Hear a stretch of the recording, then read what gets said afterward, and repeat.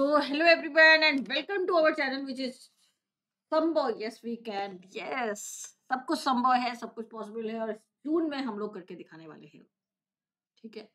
तो यहाँ पर सबसे पहले मैं आपको बता दूं कि भाई संभव यस वी कैन आपका ऐप है जिस पर मैं सोशियोलॉजी पढ़ा रही हूँ. तो जिन बच्चों को ज्वाइन करना है फटाफट फटाफट डाउनलोड कर लीजिए इस ऐप को और जुड़िए हमारे साथ में, क्योंकि यहाँ पर जून 2023 के लिए जो प्रिपरेशन है एकदम जोरों शोरों से स्टार्ट हो चुकी है. कोर्स आपका लॉन्च हो चुका है, 2-3 क्लासेस उसमें हो चुकी है.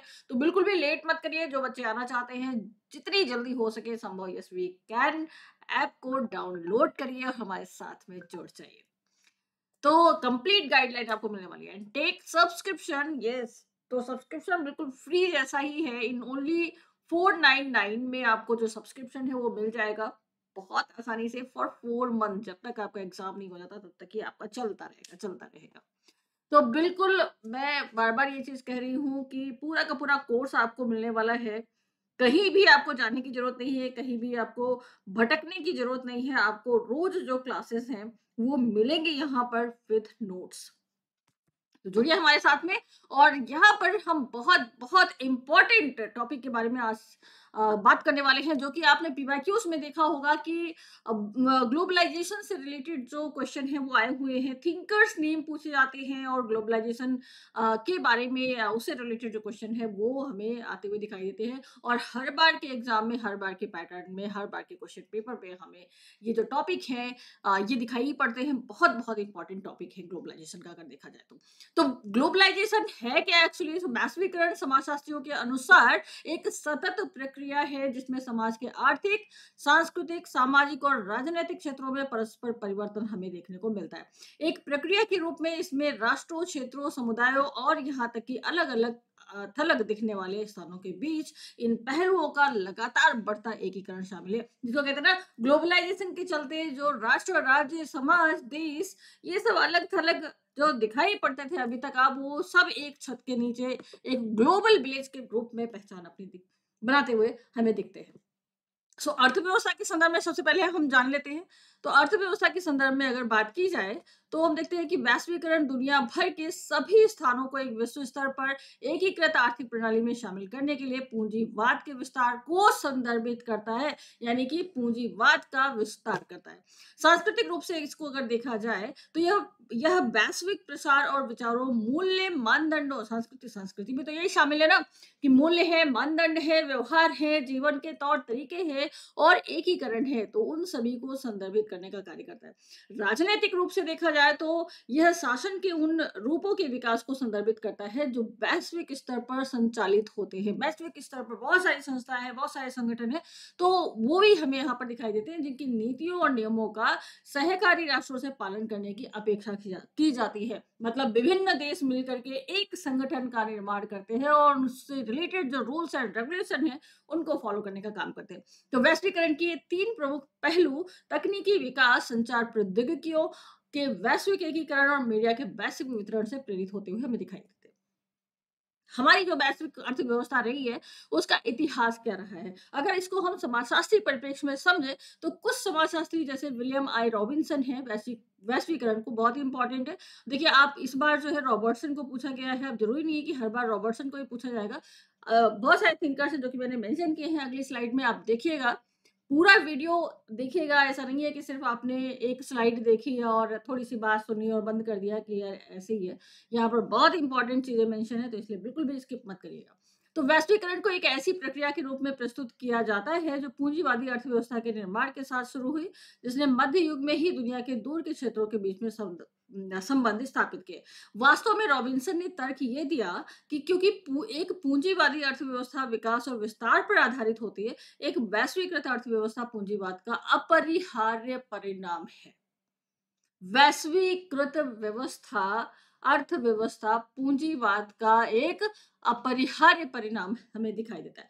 पूंजीवाद के शुरुआती चरणों से आगे यूरोपीय औपनिवेशिक और साम्राज्यवादी शक्तियों और बाद में अमेरिकी साम्राज्यवाद ने दुनिया भर में वैश्विक आर्थिक, राजनीतिक, सांस्कृतिक और सामाजिक संबंध बनाए.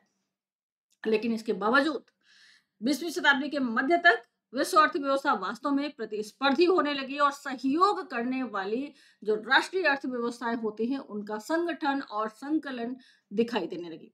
व्यापार वैश्विक के बजाय अंतरराष्ट्रीय स्तर पर होता था। 20वीं शताब्दी के मध्य से वैश्वीकरण की जो प्रक्रिया है वो तेज होती चली गई, क्योंकि राष्ट्रीय व्यापार उत्पादन और वित्त नियमों को समाप्त कर दिया गया था। मतलब उदारवादी जो नीतियां हैं वो अपनाई जा रही है और मुक्त आंदोलन पर आधारित वैश्विक अर्थव्यवस्था का निर्माण करने के लिए अंतरराष्ट्रीय आर्थिक और राजनीतिक समझौते किए गए थे। पैसा और निगम, ये दोनों चीजें इंपॉर्टेंट है। तो शासन के वैश्विक रूपों का निर्माण, अब शासन के संदर्भ में इसको समझा जाए वैश्वीकरण को, तो हम देखते हैं विश्व अंतरराष्ट्रीय अर्थव्यवस्था और राजनीतिक संस्कृति और संरचनाओं के वैश्वीकरण का जो नेतृत्व है वो अमेरिका में हमें दिखाई देता है, ब्रिटेन में दिखाई देता है और कई पश्चिमी यूरोपीय राष्ट्रों सहित उपनिवेशवाद और साम्राज्यवाद द्वारा अमीर शक्तिशाली राष्ट्रों द्वारा किया गया। जाहिर सी बात है जो शक्तिशाली होगा वही शुरुआत करेगा। 20वीं शताब्दी के मध्य से इन राष्ट्र के नेताओं ने शासन के नए वैश्विक रूपों का निर्माण किया जो नई वैश्विक अर्थव्यवस्था के भीतर सहयोग के नियम निर्धारित करती है। इनमें संयुक्त राष्ट्र, विश्व व्यापार संगठन, 20 का समूह, 20 जो ऑर्गेनाइजेशन की फॉर्म में हमें दिखाई देते हैं देश, विश्व आर्थिक मंच और ओपेक शामिल है जो कि विश्व स्तर पर यानी कि एक वैश्विक अर्थव्यवस्था के भीतर सहयोग करने के लिए नियम निर्धारित करने का काम करते हैं। सांस्कृतिक पहलू क्या है वैश्वीकरण के? तो वैश्वीकरण की प्रक्रिया में विचारधाराएं, जिसमें हम देखते हैं मूल्य शामिल होते हैं, विचार शामिल होते हैं, मानदंड, विश्वास और अपेक्षाएं, ये सब कुछ शामिल होती है। का प्रसार और प्रचार भी शामिल है जो आर्थिक और राजनीतिक वैश्वीकरण के लिए पोषण, औचित्य और वैधता प्रदान करते हैं। इतिहास ने ये दिखाया है कि ये न्यूट्रल प्रोसेस नहीं है, तटस्थ प्रक्रियाएं बिल्कुल भी नहीं है। ये प्रमुख राष्ट्रों की विचारधाराएं हैं जो आर्थिक और राजनीतिक वैश्वीकरण को बढ़ावा देती हैं और बनाने का काम भी करती हैं। तो सामान्यतया ये वे हैं जो दुनिया भर में फैले हुए हैं, सामान्य हो रहे हैं और मान लिए गए हैं, कंसिडरेबल है। हर एक संस्कृति आप देखिए आपको वैश्विक स्तर पर देखने को मिलती है।